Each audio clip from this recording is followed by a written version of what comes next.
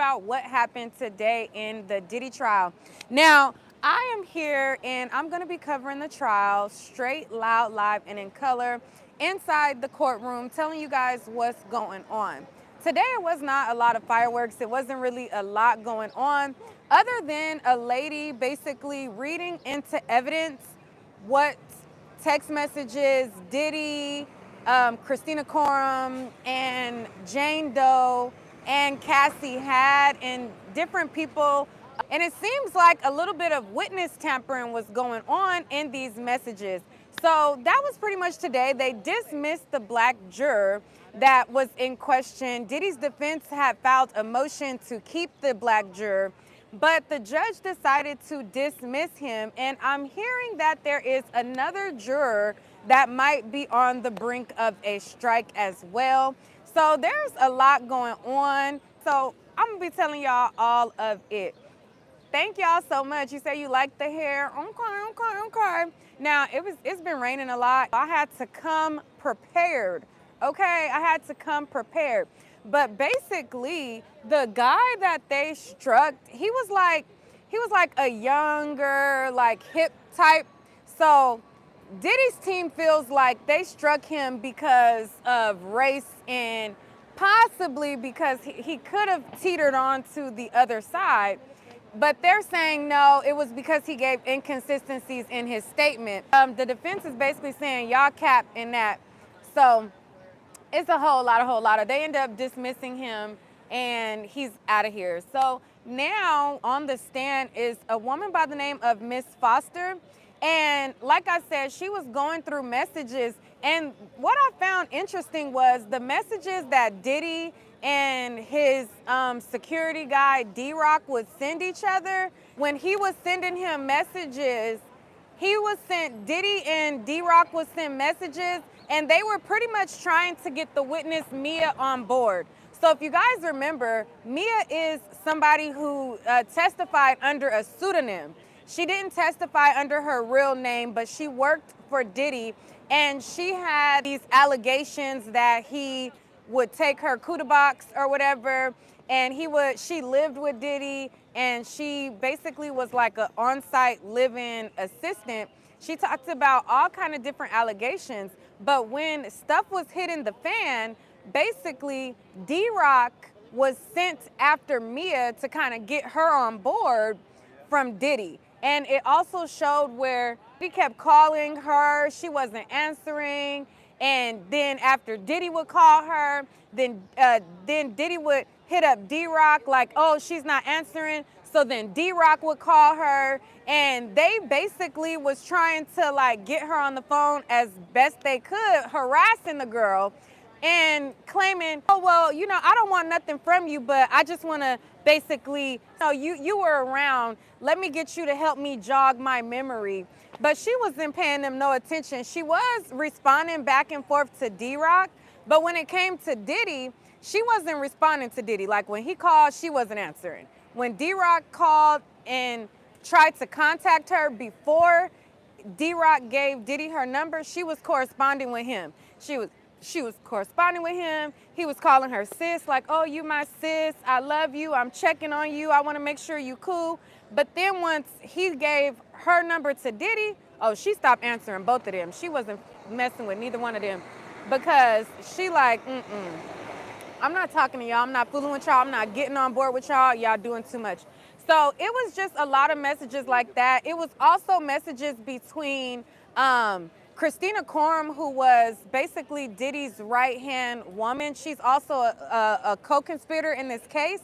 It showed how when Cassie got beat down, it was messages that they also showed where Cassie was sending her messages like, oh, I'm done with him. He took it too far. He dragged me by my hair. You know, all of this kind of stuff like that. And then there was also Jane. There was messages between Jane to Diddy as well. Now, after Cassie's lawsuit broke the internet and everybody found out that she was in these freak-offs and she was made to go to Pound Town with all these men with their triple-decker peckers, Jane felt some type of way because she's like, wow, she lived my same life. Jane over here thought that she was special getting the triple decker special. Come to find out, she wasn't special. That was his kink that he was doing with everybody. Cassie get the triple decker special, she get the triple decker special, and whoever else he wanted to take to Pound Town. But basically, Jane felt some type of way because as she read the lawsuit, she felt like she was reading her life story in those messages. Okay, I'm like, now she feels salty that somebody else was going to Pound Town too. But that's what it was given. So she reached out to him after Cassie's lawsuit, and she was basically talking about how traumatized she is. She's like, oh, I'm so traumatized. I read through I read through the lawsuit, and it's like me reading through my life. And then she's like, oh, you exploited me for 3 years. You were exploiting my body, and you made me F all of these men and stuff like that. So now it's like, okay, now you traumatized after you read her thing.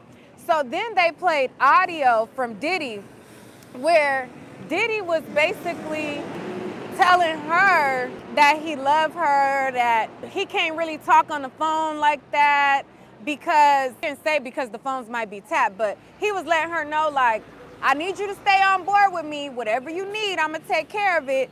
Don't go wilding out. You know, I'm paraphrasing. He didn't say it in those words, but basically he was trying to talk in code to her on the phone in the recorded, I guess it was the recorded line that KK had on her phone, which was weird. So while Diddy was calling the witnesses or who may come against him or which girl may speak out, KK, his right-hand woman, she's documenting, she's taking screenshots of text messages, she's recording the phone calls, because a lot of these recorded calls came off of Christina Corum's device. And a lot of like little text messages and communication came off Christina Corum's device. So basically what the government is trying to show is that Diddy and KK were the enterprise, okay? I don't know who else was a part of the enterprise because we also have his security team and stuff like that, but they're pretty much showing that KK and Diddy was orchestrating all of this. She's getting money, they doing drug deals. They was showing how, oh, this person just dropped off the bag, drop off this amount to this person. Oh, make sure you go hook up the hotel room. So today was a whole bunch of just like reading through messages. A group message between Fahim and KK and Diddy, group messages between D-Rock and Diddy and this person, and them contacting Mia, and then, you know, so they were like bouncing around from different messages. And then when it was time to go on cross, the Diddy's team basically wanted to show that the messages that we heard from the prosecution was, in so many words, cherry picked. They were like, oh, so these aren't all the messages, are they? Oh, you didn't read every message from 2017 to 2024. You're only reading some messages. So they were basically trying to show that the prosecution was cherry picking through messages, I guess, that they felt were incriminating to have them read out. So that's pretty much what was going on today. The juror got dismissed. They was reading through text messages. And to me, what I got from that was, it was just showing that Diddy was trying to get ahead of things and get everybody to simmer down while the block was hot when Cassie filed her lawsuit. Let me get this hoe on board. Let me get you on board. Let's make sure she not gonna speak out. That type of thing was the vibe that it felt like. But y'all know when stuff go down, or whenever you hear about like some drama or something, you call all your friends that may speak about it. That's kind of what it was given. That they was all just, you know, let me see what this person gonna say. Let me see what this person gonna do. That's kind of what it was. So it wasn't really a lot of fireworks today in the courtroom. I don't know who they're gonna have next. I had to end up leaving out of the courtroom before lunch because, y'all, I flew in yesterday, and for me flying in yesterday to today, I was like, okay, I'm getting a little sleepy here. Them going through their messages it was a snooze fest. They was playing some audio messages between Diddy and stuff like that, but it was kind of boring today in the morning. But, you know, there's those days where it's fireworks, and then there's those days where, you know, it's a snooze fest. So, and to stop myself from falling asleep, I had to come outside and talk to y'all. But since I've come outside, they're now on lunch right now. So they're on a lunch break. So I'm gonna be getting to y'all the tea. You said I look so professional and gorgeous. Thank you. Thank you. You know, I had to come out here. The last time I was here, I was just, dressing whatever. But I said, you know what? We got to pop out. We got to pop out. We got to make shit shake. All right? We got to make shake. Oh, yeah, I do. I should go get me a coffee. You're right about that. It's a Starbucks on the corner. So I definitely need to go and get me some coffee because I'm not gonna be able to make it through the day. Hopefully y'all can hear me well as well, but I'm gonna keep y'all updated. I came out here, y'all talked me into it for real, because I kept going back and forth on whether I was gonna come back up here, whether I was just gonna report from home, whether I was going to do anything of the things, and you guys was pouring into me like, no, go up there. We want to hear your point of view, because I felt like it's already YouTubers dominating in this space. So what can I add for real? But y'all was like, girl, we want to still hear from you. So I had to come pop out. Okay, I had to come pop out and do what I do, because y'all know when I report on these cases, I don't care who I like, who I don't like, who I feel like is an evil person, who I feel like is not an evil person. I'm gonna tell you straight up, no chaser, what the facts are. I'm not gonna twist it. I'm not gonna spin it. It is what it is. It's like, God damn.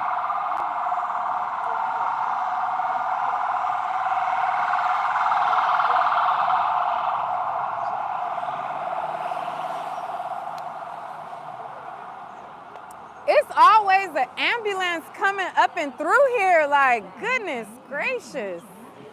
But, y'all, even though I feel like Diddy took a lot of stuff too far, it is what it is. I'm going to tell it like it is. Just like when I came up here, and I was excited to see Dawn's testimony, okay? I met Dawn back in the day, and when I seen that she was coming on the stand, I was excited.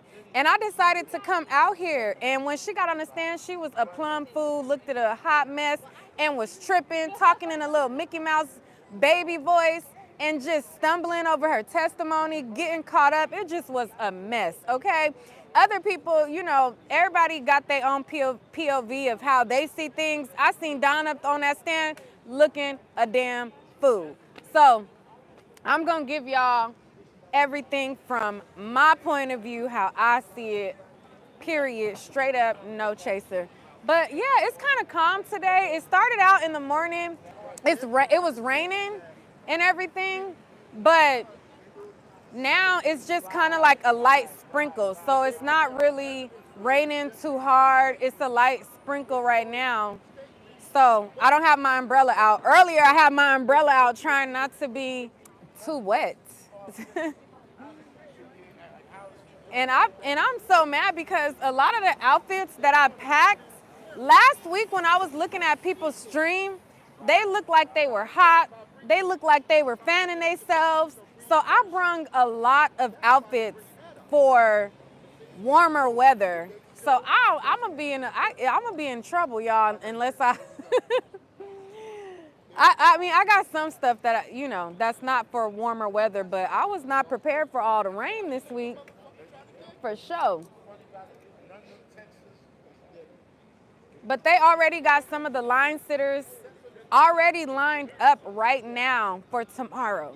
They plays no games about getting in this courtroom. Today I was in the overflow room. I did not feel like waking up super duper early to try to get in the main courtroom because I didn't know who the witness was. And I'm like, I'm gonna be mad as heck if I fly out here, don't get no sleep at all, to get up super early and it not even be a witness that is really, really somebody that I need to be pressed to get in here early. So I say I'm gonna sleep in, I'm gonna get dressed, and I'm going to head up there. And that's what I did. And I ain't really missed nothing. The juror got dismissed. And we was right on par with the rest of the goings-ons that was goings-ons. And the witness that's on the stand, she's reading text messages. So I'm like, W sleep. I be picking up lingo from my daughter, y'all. W sleep. That's when you start feeling like an old head, when you start picking up the kid lingo. I'm picking up my daughter's lingo. She be W fit, W W this, W that. Yes, definitely hit the like button. Tell them to quit playing on my top and hit the like button. W chat. W chat. It's calm though. I don't know what else to tell y'all because I scrabbled in my book, writing those messages. I'm gonna do a live, later on today as well.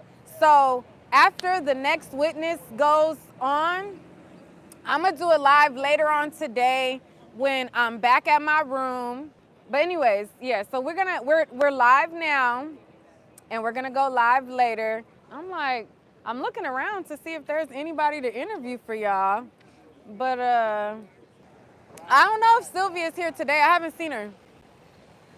I haven't seen her today, but she's been going in the main courtroom. I wasn't in the main courtroom today. I was in the overflow room. And if it's not no like big witness that I feel like I need to see, I'm gonna be in the overflow room again tomorrow because child, we need to get our sleep, okay? It take me about a couple days to get adjusted to the time change and the jet lag and all of that. My eye has been watering all day, y'all. Oh my goodness. I feel like, I don't know if it's my allergies. I don't know if it's I didn't get enough sleep or what, but this right eye is bugging me. It's been watering all day. The mule is supposed to come. Well, when and if he comes, I am going to definitely keep y'all afloat. Y'all make sure to hit the like button, and make sure your notifications are on. I'm also, like I said, I'm gonna be going live later as well. I suspect that hopefully there's an interesting witness that comes on the stand after this lady who's just like reading text messages. Basically, she went through the evidence and then she presented the text messages that were administered in evidence. So, like I said, it wasn't really nuts. Oh, here go Mims. Y'all want to say hi? Mims, you want to say hi? Look, he got his food. What's up? I got my healthy food. What you think about today? I was bored. That's what I was telling him. I'm like, oh, let me move the mic. All right, so hey guys, we have Mims. So let them know your channel. I'm sure they already know. It's Make It Make Sense. Okay, and what brings you out to the Diddy trial? I needed a place to sleep. He's lying. No, it wasn't. I don't really feel like this moved the needle. And when they did have valid points, they did not do it in a way that attracted the type of attention. Especially with the fact that Jane had reached out to KK 2 weeks before Cassie's lawsuit, and they didn't, like, that's a big deal to say that she wanted to break up, and they didn't do anything with that. They just moved right on. It's a very monotone attorney, and yeah, the defense just as bad today.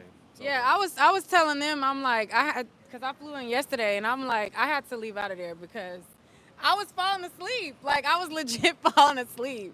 I fell asleep multiple times. There was only one person on my row who didn't fall asleep. Yeah, it was boring. Oh, shout out to y'all. Thank you. Somebody said close your backpack. Thank you. All right, so what do you think as far as the juror that got dismissed? What was your thoughts on that? Do you think that it was out of concern because of his inconsistencies, or do you think it was because obviously they can't say it's because he's showing signs or whatever? Favoritism. Yeah. Do you think that it was because he was probably showing that he's probably pro Diddy? I think arguing that that's worth a mistrial. I think arguing that that's worth a mistrial. Wait. We gotta get Armand over here too. All right, say hi to the people real quick. What's up? You're back. Well, yeah, it's a lot going on. Them glasses is a key. If y'all didn't see Armand's video yesterday with his arrived, but I'm about to go eat now. But you look amazing. Glad to see you back. good to see Congratulations on you. what you got going on.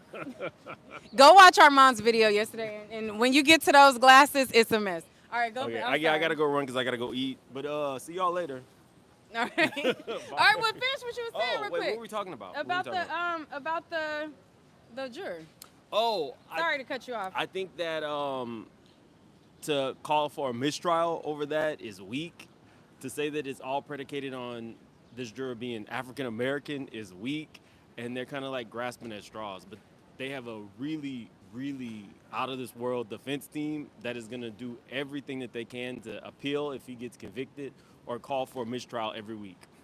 All right. Well, we don't want to hold him up no more. He got to go eat. I'm the only one that ain't went to go eat, so I actually need to go eat as well. I need to go. Armand was a fool. If y'all didn't see Armand's video, definitely go see the video. Yeah, y'all know I had to come back. You know, they was having too much fun without me. They was having too much fun without me not staying